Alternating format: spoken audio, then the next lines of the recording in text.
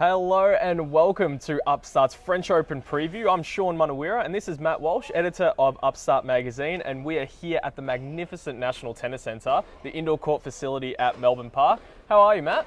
I'm good, thanks, Sean. Good to be here, and like you said, it's just absolutely magnificent in here.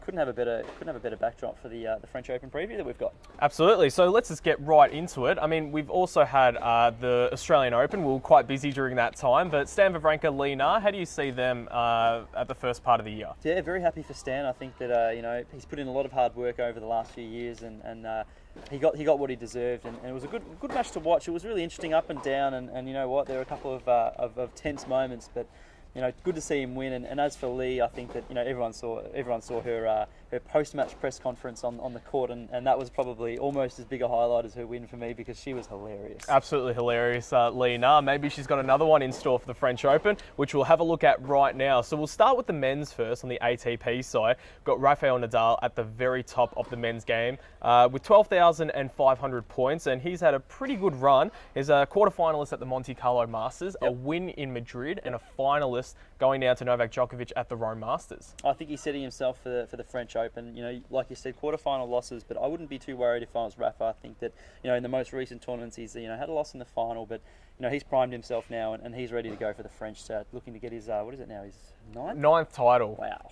So, but I mean, the thing with Rafa is that he's had those quarterfinal exits, and because he set such a high standard for himself over the last almost decade on the European clay court season, I think that are we looking too much into this slight slide? That is inevitable, but I mean, is it actually a reflection of some poor form?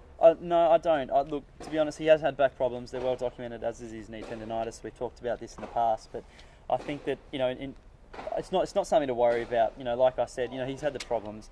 He's setting himself for the tournaments in the immediate lead up to the French Open, and he's done quite well in them. So, expect him to come out and he'll try his absolute very best in Paris. Well, the number 2 player in the world is, of course, Novak Djokovic, the Serbian superstar, on 11,850 points. A win over Rafa at Rome. Didn't play the Madrid Masters because of a wrist injury, and a semi-finalist going down to Roger Federer at the Monte Carlo Masters. Yeah, it was a fantastic win over Rafael Nadal. It was very tense. They went down a set, but you know what? In classic Novak form, he was able to claw back and win quite convincingly, actually, in the end. And I was very impressed by him, and as we said, he's just hitting his straps at the right time. And I think you were telling me earlier in the week that he's just one of the best mental players in the game. The best mental player I've ever seen play the game of tennis, whatever position. And I mean, he's actually taken that mantle from Rafael Nadal. He's just absolutely amazing the way that whatever position he's in, he can always think that he will come out with the goods. Definitely. And at the top of the men's game, that can be really tough, especially in this era that we're very lucky to be a part of. Yeah, definitely. I mean, look at his form. 8-1 this year on clay, 3 titles already. Like, it's almost irresistible. Yep. So our number 3 player, Stan the man, Stan Wawrinka, has taken the number 1 Swiss spot. So on 5,830 points, a 3rd round at the Rome Masters, 2nd round at Madrid, but won the Monte Carlo Masters. Yeah, good win for him on clay. I think that'll bode well for him, going into the major. But he's had back problems. He lost to Tommy Haas, 36-year-old Tommy Haas, in Rome in the first round. But he said he had a couple of niggling back issues. So hopefully that's nothing too serious, and he can come out for the French fit and firing. Fit and firing, that's right. Again, taking that number 1 spot from Roger Federer in terms of the Swiss rankings, is it just finally it's his time, or is it just more of a reflection of Roger Federer being a bit down? Oh, you can look at Federer, but Federer's had a decent year. We'll touch on that in a moment. But he's had another set of twins. He's getting a little bit older. He has to scale back his commitments, I think. So, it's inevitable, like you said. Not a slide from Roger. It's just that, he's starting to power down a bit, and Stan's just powering up a little bit. So. Well, we'll start with we'll now go to Roger Federer at 5,125 points on the ATP side. 2nd round exit, unfortunately, at the Rome Masters, but didn't play the Madrid because of the birth of his twin boys, and a finalist at Monte Carlo going down to his compatriot in Stan Wawrinka. Yeah, look, he's an interesting case, and you wonder how it'll affect him mentally in terms of having 4 kids at home now, 2 sets of twins, a couple of ankle biters around, but you know, we can't write him off. He won in Dubai, so he's won a tournament this year, you know, and his form hasn't been so bad, and he's seeded fourth still. So you know, he still will trouble. You know, early round he'll get, you know, wins, and then later on he will trouble the other top seeds, I think. I think as well, we talk about players having to deal with some injuries like Rafa, of course, and Djokovic with that wrist injury. But what Federer's had to deal with is actually a change in equipment, and he's finally starting to see some continuity. He's actually changed his racket. Okay. So he used to play with the 90 square inch, but now he's playing with a slightly bigger 95 square inch, obviously giving him a lot more headspace to work with. And again, when you're getting a little bit older, you can't go around the court as you used to. Sometimes having that extra reach is a little bit easier. So I think he's finally actually starting to be comfortable with the new equipment. Yeah. We'll move over to some players that were actually not, that are actually not in that top echelon, but in saying that, the one that I've chosen is actually used to be quite a good player in Andy Murray, and still is a very good player with 4,120 points. He was a quarter-finalist at Rome, a third round at the Madrid Masters, but didn't play Monte Carlo. But his form is starting to go up, so could we see a surprise showing from him at the French Open? Yeah, interesting case. You know, I've got an interesting stat. His best result so far this year is just a semi-final berth. You know, halfway through the year, could we have expected more from Andy Murray? You could argue yes, but like you said, it's on an upward curve, and you know, he could do some damage in this tournament, being seeded quite low. Now, who's your player that you're going to shine the spotlight on? Look, Grigor Dimitrov, he's getting a little bit older now, a little bit more mature, we hope. So I'm thinking that it's about time for him to start hitting his straps. I think he made a fourth round at the French Open last year, and had a couple of quarter-final berths, I think, last year throughout some major tournaments and semi-finals and whatnot. So, you know, I'm really looking for him to start to exert his authority on the majors, and hopefully we can see him challenge for maybe a quarter-final, semi-final spot in the French Open. He's got a very interesting nickname in Midi Fed, and you're right. It's now time for him to show all the tennis world his amazing ability, because he does have some amazing ability. Raw talent. Stretched Rafa as well at the Australian Open, so he can perform on the big stage. Still couldn't get the job done, but he has got some amazing potential, and we're hoping that he could show something at the French Open. Definitely. We'll move over to the women's side now before we get our tips. Serena Williams is just an absolutely phenomenal player with 11,590 points, a win at last week's Rome Premier event, quarter-finalist at the Madrid event, and didn't play at Stuttgart. Yeah, she's just that fountain of youth that she continues to tap into. She's doing well this year, 3 titles already. Had a poor showing at the Australian Open, unfortunately for her, but you know, she's a defending champ. Can she be stopped? I'm not too sure. I mean, Azarenka's not in the lineup, and you know, a couple of these other players, although that they could challenge, I'm not too sure if they can get quite to the level that Williams is on. Well, Williams going for an 18th Grand Slam title, just a ridiculous number. Actually, the same level as Federer, I guess. Yeah. So when we're talking about Federer with all the amazing achievements that he's done, Serena Williams has to be in that conversation as well. Well, definitely. I mean, you know, she's one of the best I think I've ever seen live, and like you said before, I think we're very lucky to be in this period of such good players being, you know, all around at once, and we get to see some fantastic tennis, and you know, she's another example of that, and no one's just quite on her level, and whenever you watch her play, you just know that she's going to go out in the court and she will most likely win. Now we'll move on to Li Na, the number 2 player in the world, on 7,540 points, a quarter-finalist at the Rome Premier event, quarter-final at Madrid, and didn't play at Stuttgart. So she's got some, she's doing enough. She's doing enough. She's just chugging along, you know, but she's one of those older players that will probably set themselves for the major tournaments. I mean, you know, you can look at her lead up, but I think she's, you know, 31, 32 now. So, yeah. You know, in terms of exerting herself to her full ability, you know, she might not do that until she gets to somewhere like, you know, or Rome or Madrid in the lead up to the majors. So I'm not too concerned by her form.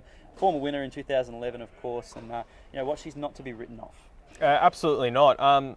Again, a changing coach that she's had to make sure that she deals with, and she's dealt with it so well, finally getting a Grand Slam in Australia after a third time lucky, I guess. But with Carlos Rodriguez in her corner, he's done some great things with her game, changing up her serve a little bit. Yep. Sometimes when you get to that last element of your career, changing a stroke can be really difficult, but she's been able to change her serve with some great results. Great results, and I think the other thing that Carlos has really been great with is playing with her mental game. I mean, I think that she's just so much more level-headed, going deep into some clutch moments, and that's been something that was sort of bugging her in her earlier parts of her career, and something that you can get, if you can get that on track, that'll go a long way to winning the tournaments where you need to win 7 in a row. Now we'll go to Agnieszka Radwanska with 6,360 points. She's the number 3 player going into the tournament.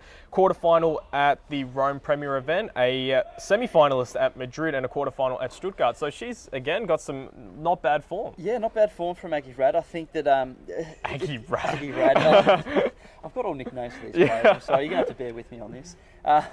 No, look, she's an interesting one. I don't think she has the game on clay to go deep into the tournament. I think we were chatting before, and I think that early on she's crafty enough and she's skilled enough to be able to get through the early rounds. But once she starts getting to players that have a bit of power behind them, have a bit of run, can reach those balls, I think that she might start to struggle, and maybe a quarterfinal for her, but I can't see her winning this tournament, unfortunately. Well, I think she can definitely get into that late stage in the tournament, but to ensure that she can go up against a Serena Williams or a Sharapova, those big hitters, she needs to find something, or she needs to be at the very top of her own game if she wants to challenge for the French Open this year. Well, definitely. She also, it's funny, it sucks to say this, but she also needs things to fall in her way as well. You always need luck. You always need luck. Absolutely, but I think to win a tournament like this, she would need to have an opponent that doesn't have a great day, or has a mental breakdown or something similar, because she just doesn't quite have that big enough game on clay, I think, to win a final. Yeah, we'll move on to Simona Halep, the number 4 player in the world. Bit of an interesting one there. Has really had a massive rise. She's on 5,140 points, a 3rd round at the Rome Premier event, a finalist at Madrid, and a 2nd round at Stuttgart. Yeah, so that final in Madrid. Yeah, good on her. I mean, she's a young player as well, starting to move up the ranks, and you know what? If her form, continues on the way that it is, I don't see why she can't also challenge for, being real late in this tournament. I mean, obviously her ranking reflects where she's at right now, but you know what? She's got time on her side, and I think that, if she just goes about the processes and builds her way up to it, I can't see why she can't be one of the top players. But also, I hope we don't get to a Dinara Safina or a Caroline Wozniacki where they weren't able to make those big jumps into the majors. I mean, yes, they did make finals, and it's a great effort, no doubt, but to actually win a final when you're ranked at those high parts on the women's game, you need to make sure that you're actually doing well at the majors. So, I mean, for her sake, she's only just got into such a great position at number 4 in the world, and I just hope that over the next few years, we can see some amazing performances during the majors. Yeah, definitely. It's time for her to start consolidating her ranking. Instead of looking to push up, I think that she needs to prove that she can actually hold that spot, and that's something that's probably a key for her. Going into big tournaments and being able to hold those higher seeded positions. Now we're going to go on to the players that we're shining the spotlight on, and mine is Maria Sharapova. Funnily enough, mine is too. Oh right, okay. So 4,141 points, a 3rd round at Rome. She won Madrid and she won Stuttgart. Yeah, 2 clay tournaments under her belt already, and we haven't even reached the major yet. So look, it bodes well for Maria, and being ranked so low, I think will also work in her favour. It means that she'll throw a spanner in the works a bit earlier than intended. Yep. By the time quarterfinals come around, she'll be playing one of the top 4 or something like that. So interesting, because I reckon if she can get the edge on her opponents early, especially in those later stages, throw them off their game by having to play her early, she could pose some trouble for the likes of Lena and Williams. Well, she's been there, done that before, so Definitely. there's no reason why she couldn't actually make that jump and possibly get a 5th Grand Slam under her belt. So now we're going to get to the fun part where our reputations are well and truly on the line. So Matt Walsh, give me your tip for the men's side, and then your tip for the women's. I'm going to have to go with Novak Djokovic. I think his form has been irresistible in the lead-up, having beaten Rafa on clay most recently, and in fact he's beaten him on the last 4 occasions that they've played. I think that's warning signs for Rafa on his favourite surface, and I don't see why Novak can't come away with the win. Well, yeah, unfortunately, I'm going to have to agree with you. Not unfortunately, because Novak Djokovic has had some amazing results against Rafa, and it's very hard to do that with arguably the king of clay, the best clay court player that we've ever seen, and he's bunny at the moment. So I think, yeah, you're right. Novak Djokovic for me will also take out the men's side. Go on to your women's side. I'm going to go with a smoky. Well, not really a smoky. You can't call her a smoky, but Maria Sharapova. I think she's ranked 6th going into this tournament. Yeah. I don't see why she can't win it all. Like I said, if she can throw a spanner in the works by playing and beating one of those top seeds a bit earlier than they would like, I think that she can go away and win the chocolates. Well, I don't do this very often in terms of picking Serena Williams, but in terms of players who are irresistible right now, her form is just unbelievable. Fantastic. When she has limited preparation in regards to tournaments. There's no doubt she's doing some stuff off the court, and whatever she's doing, I think all the other players Don't make need it to... sound illegal. That was a bit shifty. No. She's definitely all above board, and she's got some amazing records and some history that she's chasing down as well. Yeah. And I think she'll actually go on to win an 18th Grand Slam tournament. Definitely, like I said before, that fountain of youth, I'd like to know where it is because I'd like to tap into that too.